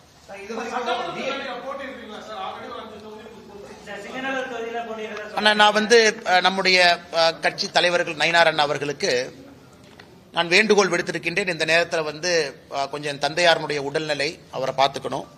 அதனாலதான் அதிகமாக நீ கோயம்புத்தூர் பகுதியில் இருக்கேன். அப்பா அவங்க கொஞ்சம் டயாலிசிஸ்ல இருக்காங்க. I have to take care of him. என்னுடைய முதல் கடமை அது. அதனால் இன்னைக்கு அந்த அடிப்படை வேலைகள் என்னால் செய்வதற்கான சாத்தியக்கூறுகள் இல்லை. என்னால் அதிகமாக டிராவல் பண்ண முடியாதுங்கிற வேண்டுகோளை வச்சிருக்கிறேன். கட்சியும் அதை ஏற்றுக்கிட்டு வேறு பொறுப்பாளர்களை ரீஅலோகேட் பண்ணுவாங்க. அதே நேரத்தில் பாரதிய ஜனதா கட்சி அடுத்த பிரச்சாரம் வேற என்ன சொல்றாங்களோ அதற்கு நான் தயாராக இருக்கின்றேன், என்ன செய்யணும் அப்படின்னு. அது நயினார் நாகேந்திரன் அவர்கள் நம்ம கட்சியினுடைய மூத்த தலைவர்களுக்கும் எனக்கும் இருக்கக்கூடிய ஒரு கருத்து. உள்ளுக்குள்ள நாங்கள் பேசிக்கிறோம். அதனால கட்சிக்கு என்ன வேலை செய்யணும், கூட்டணிக்கு என்ன வேலை செய்யணும், நிற்கக்கூடிய பாரதிய ஜனதா கட்சியினுடைய வேட்பாளர்களுக்கு என்ன வேலை செய்யணும், நம்முடைய கூட்டணி கட்சி அனைத்து இந்திய அண்ணா திராவிட முன்னேற்ற கழகம் உட்பட எல்லா கட்சிகளுக்கும் என்ன வேலை செய்யணும் கட்சி சொல்லுதோ அந்த வேலையை செய்வோம். இப்போதைக்கு அதிகமாக டிராவல் பண்ண முடியாத சூழ்நிலை எனக்கு இருக்கு. அதனால அதையும் கட்சி புரிஞ்சுக்கிட்டாங்க. சம்பந்தப்பட்ட நேரத்தில் என்ன வேலை, தேர்தல் நிற்பதா இல்லையா, இதெல்லாம் செய்யணுமான்னு கட்சி சொல்லட்டுங்கன்னா அதுக்கப்புறம் நான் பேசுறேன். சிங்கநல்லூர் தொகுதிக்கு வேறு ஒரு பொறுப்பாளரை இந்த கட்சியிலிருந்து நியமனம் பண்ணுவாங்கன்னா, வேறு ஒரு தலைவர் வருவாங்க பண்ணுவாங்க. தமிழ்நாட்டினுடைய 6 இதுக்கும் பண்ணுவாங்க. ஆனா அதற்கான காலமும் சூழ்நிலையும் இன்னும் நிறைய இருக்கு. இன்னும் ஒரு 30-40 நாட்கள் இருக்கு. கட்சி என்ன சொல்லுது அப்படின்னு தெரிஞ்சுக்கிட்ட பிறகு உங்ககிட்ட நான் பேசுறேங்க. அண்ணா 2024 பாராளுமன்றத்தில் இங்க நான் நின்றுருக்கேன். அப்ப கோவை மக்களுக்கு பதில் சொல்ல நான் கடமைப்பட்டிருக்கிறேன். மக்கள் வீட்டுக்கு ஒரு பெட்டிஷனோடு வந்தா இங்க நான் அவைலபிளா இருக்கணும். அவங்க இல்ல நீங்க அங்க வாங்க இங்க வாங்கன்னு சொல்லக்கூடாது. அதற்கு ஒரு வீடு இருக்கணும். 2010 இருந்து என்னுடைய மாமனாருடைய வீடு இங்கிருந்து அடுத்த தெருவில் இருக்கு. அங்க தங்கிட்டு இருக்கேன். இன்னைக்கு நான் சொந்தமாக ஒரு வாடகை வீட்டில் தங்குறேன். மக்கள் பார்ப்பதற்கு ஒரு இடம் வேண்டும். அதனால விலாசம் அது எங்க இருக்கிறேன், சென்னையில் இருக்கேன், சென்னையும் போயிட்டு இருக்கேன். கட்சியினுடைய பணி இன்னைக்கு அதிகமா இந்த பகுதியில் இருக்கேன். காரணம் தந்தையாருடைய உடல்நிலை காரணமாக. அதனால் தேர்தலில் அடுத்து என்ன பண்ணுவீங்க, எங்க நிப்பீங்க, இதை பண்ணுவீங்களா அதை பண்ணுவீங்களா, டெல்லி போவீங்களா இதை பண்ணுவீங்களா எதுவுமே எனக்கு தெரியாது. கட்சி என்ன சொல்லுதோ அந்த நேரத்தில் உங்களுக்கு நான் பேசுறேன்.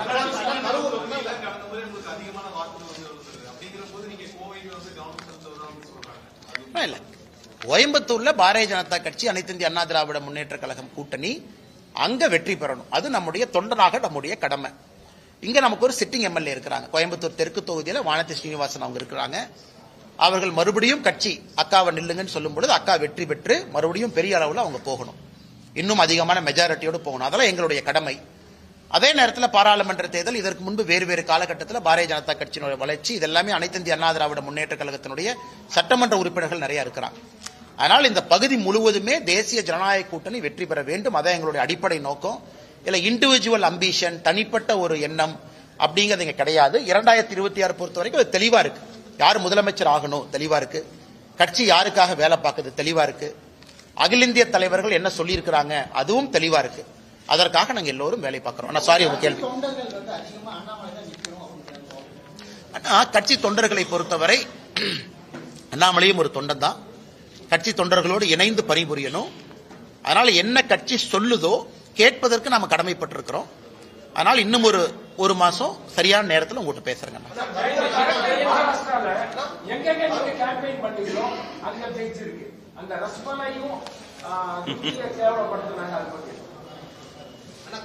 நான் பேசுபவர்கள் பேசுவாங்கன்னா அரசியலை பொறுத்த வரைக்கும் நான் சில இடத்துல பதில் சொல்வதை விட மௌனம் காட்பது சரி அப்படிங்கிற முடிவுக்கு வந்துட்டேன். குறிப்பா அந்த மகாராஷ்டிராவுக்கு முன்பே இருந்து பேசுறவங்க பேசதான் செய்வாங்க.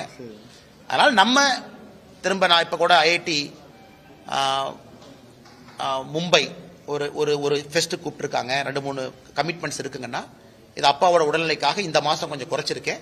நான் மும்பைக்கு விரைவில் போகத்தான் போறேன். அது அரசியல் கட்சிகள் பேசுறாங்க, அதை தாண்டி அவங்களும் போயிடுவாங்கன்னு நான் நம்புறேன். அவங்களும் அந்த ஹீட்டட் ஆர்கியூமெண்டா அந்த சூட்டோடு சூட்டாக பேசியிருப்பதாக நான் பார்க்கின்றேன். ஒரு அரசியல் கட்சியில் இருக்கிறவங்க அடிப்படை வெறுப்புல ஒரு கட்சி நடத்த முடியாதுங்கண்ணா. மேடையில மைக்ல பேசியிருந்தாலும் கூட ஒரு அடிப்படை வெறுப்பு உணர்வுல நான் சவுத் இந்தியாவை மதிக்க மாட்டேன், நான் தமிழ்நாட்டை மதிக்க மாட்டேன், நான் வேட்டி கட்டவங்களை மதிக்க மாட்டேன்னு ஒரு அரசியல் கட்சியில் ஒரு தலைவர் பேசக்கூடாது. பேசினா தவறு. அதனால அதை ஹீட்டட் ஆர்கியூமெண்டா ஒரு மேடை பேச்சாக மட்டும் பார்த்துவிட்டு அவர்களும் அதை கடந்து சென்றிருப்பார்கள் என்று நான் நம்புகின்றேன். ரொம்ப ஆச்சரியமா இருக்கு எனக்கு. ஏன்னா நியூஸ் 24/7 நியூஸ் தமிழ் 24/7 உடைய ரிப்போர்ட்டர் திரு கதிரவன் அவர்கள், பேர் சரியாதான் சொல்றேன், கதிரவன் அவர்கள் அவங்கள மிரட்டி கிட்னாப் பண்ணி கூட்டிட்டு போய் 3 மணி நேரம் 4 மணி நேரம் ஆகி அடிச்சு வெளியே வர்றாங்க. ஆனா கரூர் காவல்துறையினுடைய கண்காணிப்பாளர் அவர்கள் ஒரு பத்திரிகை அறிக்கை கொடுக்கறாங்க. அது வேற ஏதோ மாநிலம் மாதிரி இருக்கு. படிச்சா எதுவுமே நடக்கல. அதாவது அவர் அந்த அறிக்கையை படிச்சா எப்படி இருந்ததுன்னா, ரிப்போர்ட்டரே கல் எடுத்து தலையில அடிச்சுக்கிட்டு, அவரே போய் மண்ணில் படுத்து உருண்டு, அவரே போய் ஹாஸ்பிட்டல்ல படுத்து எந்திரிச்சு, அவரே வர்றதுக்கான ரிப்போர்ட்டர் பைத்தியமா. அதனால இந்த காவல்துறையினுடைய அறிக்கையை பார்க்கும் பொழுது எப்படி ஒரு காவல்துறை கண்காணிப்பாளர் இப்படிப்பட்ட அறிக்கையை கொடுக்க முடியும்? அன்னைக்கு சம்பவம் நடந்ததிலிருந்து தமிழ்நாட்டினுடைய எல்லா மீடியாவும் கண்கொத்தி பாம்பா அந்த ஏரியாவில் இருக்கிறீங்க. ரியல் டைம் கவர் பண்றீங்க. பல ஆடியோவை ரிலீஸ் பண்றீங்க. குவாரிக்கு போறீங்க. ஹாஸ்பிட்டல்ல இருக்கீங்க. இவ்வளவு நடந்தும் கூட ஒரு காவல்துறை கண்காணிப்பாளர் எதுவுமே நடக்காத அளவுக்கு, எதுவுமே நடக்கல, பச்சை பொய்ன்னு பச்சை பொய்யா இருந்தா எங்க மேல கேஸ் போடுங்க ஐயா. நாங்களாம் பேசணும்ல, ஆதரவா பேசணும்ல, எங்க மேல கேஸ் போடுங்க, கோர்ட்டுக்கு எல்லாம் டாக்குமெண்ட் கொண்டு வாங்க பார்க்கலாம். அதனால இன்னைக்கும் திராவிட முன்னேற்ற கழகத்தை பொறுத்தவரை ஒரு எம்எல்ஏவை காப்பாற்றணும். அந்த எம்எல்ஏ தொடர்ந்து சர்ச்சையில, ஒரு சர்ச்சையிலிருந்து ஒரு சர்ச்சை, அதுல இருந்து அடுத்தது கல்குவாரி யாரு பேர்ல இருக்கு, அதை யார் டாமினேட் பண்றாங்க எல்லாத்துக்குமே தெரியும். தமிழ்நாடு முழுவதும் இல்லீகல் மைனிங்கை பத்தி தெரியும். அதனால எல்லாத்தையுமே இன்னைக்கு ஒரு முழு பூசணிக்காயை மறைச்சு வச்சுக்கிட்டு காவல்துறை அறிக்கையின் மீது அறிக்கை கொடுப்பது வேடிக்கையா இருக்கு. ஆனா எல்லா நண்பர்களுக்கும் நன்றிங்கண்ணா. அப்படின்னா செய்தித்துறை அமைச்சர் அந்த துறையில் இருப்பதற்கே லாயக்கில்லை நாம சொல்லணும். ஆனா நீங்க அமைச்சரா இருக்கிறதே தெரியலன்னா கிளம்புங்கன்னு சொல்லணும். ஒரு செய்தித்துறை அமைச்சர் இவ்வளவு மீடியால வருது, அவங்ககிட்ட ஒரு மானிட்டரிங் கமிட்டி இருக்கும். எல்லா செய்தித்துறை அமைச்சர் ஆபீஸ்ல உங்க டிவி எல்லாம் பாக்குறக்கு ஒரு ஆள் இருப்பாங்க. அண்ணா பிளாஷ் நியூஸ் போடுறாங்கன்னு அமைச்சர்கிட்ட சொல்லுவாங்க. அவர் சம்பந்தப்பட்ட இலாக்காக்கு போன் பண்ணி அண்ணா என்ன உண்மைன்னு கேட்டுக்க வேண்டிய பொறுப்பு இருக்கு. இவ்வளவு நடந்தும் கூட ஒரு செய்தித்துறை அமைச்சர் என்ன நடக்குதுன்னே தெரியலனா அந்த செய்தித்துறை அமைச்சர் அந்த பொறுப்புக்கு இருக்கக்கூடிய தகுதியான நபரான்னு நான் கேட்கிறேன். அது உங்க கடமை. ஊடகத்துறையை மானிட்டர் பண்றது உங்க கடமை, ஊடகத்துறைக்கு ஹெல்ப் பண்றது உங்க கடமை. ஒரு பிளாஷ் நியூஸ் வந்தா ரியாக்ட் பண்ண வேண்டியது உங்க கடமை, மாநில அரசுக்கு பேசி அறிக்கை கொடுக்க வேண்டியது உங்க கடமை. இதையெல்லாம் நாங்க திமுகவின் மீது குற்றம் சுமத்தினா உடனே அறிக்கை வரும், நைட் 2 மணிக்கு அறிக்கை வரும். ஆனா ஒரு நியூஸ் ரிப்போர்ட்டர் தூக்கிட்டு போய் அடிச்சிருக்காங்கன்னு இவ்வளவு தூரம் பேசினதுக்கு அப்புறம் கூட எனக்கு தேயிலைன்னு சொன்னாங்கன்னா எப்படி ஏத்துக்க முடியும்? அதனால் ஸ்ரீரங்கத்தினுடைய தொகுதி மக்கள் அதை பார்த்துக்கிட்டு தான் இருக்கிறாங்க, அந்த பகுதியினுடைய மக்கள் அதை பார்த்துக்கிட்டு தான் இருக்கிறாங்க. கரூர் மக்களும் இதை பார்த்து கொண்டுதான் இருக்கின்றார்கள். காவல்துறையினுடைய அட்டூழியம், 41 பேர் இறந்ததிலிருந்து காவல்துறையினுடைய செயல் நடவடிக்கை எல்லாத்தையும் பார்த்துட்டு இருக்கிறாங்க. 2026 தேர்தல் அதற்கு பதில் சொல்லுங்க. ஆனா இன்னைக்கு ஒரு மாவட்ட ஆட்சியர் ஒரு கோர்ட் முன்னாடி அங்க இருக்கக்கூடிய police commissioner, deputy commissioner, assistant commissioner மொத்த குழுவா ஒரு கோர்ட்ல மன்னிப்பு கேட்கறாங்கன்னா இது ஒரு சாதாரண நிகழ்வாக யாரும் கடந்து விடக் கூடாது. ஏன்னா ஒரு ஸ்டேட், ஒரு மிஷனரி முதலமைச்சர் கோட்டையில் இருக்கிறார். ஆனா அந்த மாவட்டத்திற்கான கவர்மெண்ட் யாருன்னா இவங்க தான். இவங்க வேண்டுமென்றே தவறு செய்திருந்தால் இவர்களை தவறு செய்ய சொன்னது யார்? அதனால என்னை பொறுத்தவரை மாவட்ட ஆட்சியர், police commissioner, deputy commissioner, assistant கமிஷனருடைய தொலைபேசிய கால் ரெக்கார்ட கோர்ட் வாங்கி அதை ஃபோரன்சிக் ஆடிட் பண்ணி இந்த சம்பந்தப்பட்ட நேரத்தில் யாரெல்லாம் அவங்களுக்கு பேசினாங்க, மேல இருந்து உத்தரவு வந்துச்சா, ஸ்வான் அப்படின்னு நம்ம சொல்லுவோம். கோர்ட்ல சத்திய பிரமாணம் எடுத்து அவங்க சொல்லணும். அதாவது அந்த கோர்ட்டின் முன்பு சத்திய பிரமாணம் எடுத்து ஒரு அதிகாரி சொல்லணும், நான் சொல்வதெல்லாம் உண்மை. அந்த மாதிரி இன்னைக்கு திருப்பரங்குன்றம் விவகாரத்தில் ஆட்சியர், police commissioner, deputy commissioner, assistant commissioner 4 பேரும் ஸ்வான் சத்திய பிரமாணம் செய்து உண்மையை சொல்லணும். யார் போன் பண்ணா, யார் 144 போட சொன்னா, 144 போட்டதே ஃப்ராடுன்னு திருப்பரங்குன்றத்தினுடைய இஷ்யூல மதுரை ஹைகோர்ட் டிவிஷன் பெஞ்ச் சொல்லிட்டாங்க. ரெக்கார்டை பார்த்தோம், அதே ஃப்ராடு. அப்படி இருக்கும் பொழுது இல்லாத ஒரு ரெக்கார்டை உருவாக்கி 144 போட்டிருக்கிறாங்க. அதனால் அவர்கள் மன்னிப்பு கேட்டது பத்தாது, மாண்புமிகு நீதியரசர் அவர்கள் இன்னும் ஒரு படி முன்னாடி போய் அவங்களுக்கு யாரு போன் பண்ணாங்க அந்த காலகட்டத்தில் அப்படிங்கறதையும் கண்டுபிடித்து அவங்கள சத்திய பிரமாணம் செய்து இதையெல்லாம் சொல்ல வைச்சாதான் உண்மையான இஷ்யூ வெளியே வரும். சாரிங்க ஐயா, தப்பு பண்ணிட்டோங்க ஐயா, மன்னிச்சுங்க ஐயா, நாங்க லா அண்ட் ஆர்டருக்காக இப்படி பண்ணோங்க ஐயா, நாங்க நீங்க சொன்னதை பண்ணுங்க ஐயான்னு சொல்லிட்டு அப்படியே எஸ்கேப் ஆகி போயிடக்கூடாது. அதனால் நீதியரசர் அவர்கள் இதை கடுமையாக எடுக்கணும். அப்பதான் இன்னொருக்கா தப்பு பண்ற அதிகாரிக்கு புத்தி வரும். தமிழ்நாட்டில் எங்கேயாச்சும் ஒரு அதிகாரி நேர்மையா தான் இருக்கிறாங்க பாவம், அந்த அதிகாரியை போன் பண்ணி தொந்தரவு பண்ணி தப்பு பண்ணுங்கன்னு எங்கேயாச்சும் சொன்னாங்கன்னா அது நடக்கக்கூடாது என்பதற்காக இந்த திருப்பரங்குன்றம் இஷ்யூல நீதியரசர் அவர்கள் இந்த அதிகாரிகளை வைத்து உண்மையை கண்டுபிடித்து மக்களுக்கு சொல்ல வேண்டும் என்பது எங்களுடைய வேண்டுகோள். நன்றிங்க.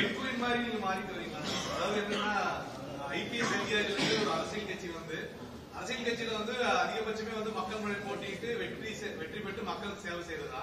ஆனா கட்சி என்ன சொல்றதோ நான் செய்யறேன். அதே சமயம் அரசியல்ங்கிறது நீங்க முன்னாடியே பல இடத்துல சொல்லிருக்கீங்க, நான் ஐபிஎஸ் ஆவே இருந்திருக்கலாம் அப்படிங்கிற மாதிரி அப்படிலாம் எங்கேயும் சொல்லிங்கன்னா நான் கேட்டதுக்காக நான் சொல்றேன்.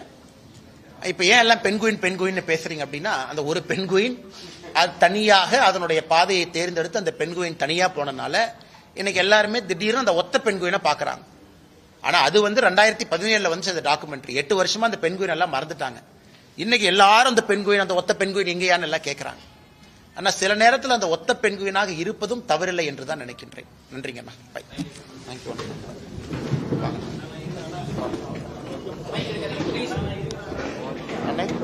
அண்ணே ஆங்கிலம் ஆமாண்ணே காமனா பேசுறோங்க சார். கொடுங்க சார். அண்ணே காமனா பேசுறேன் பேசுறேன்.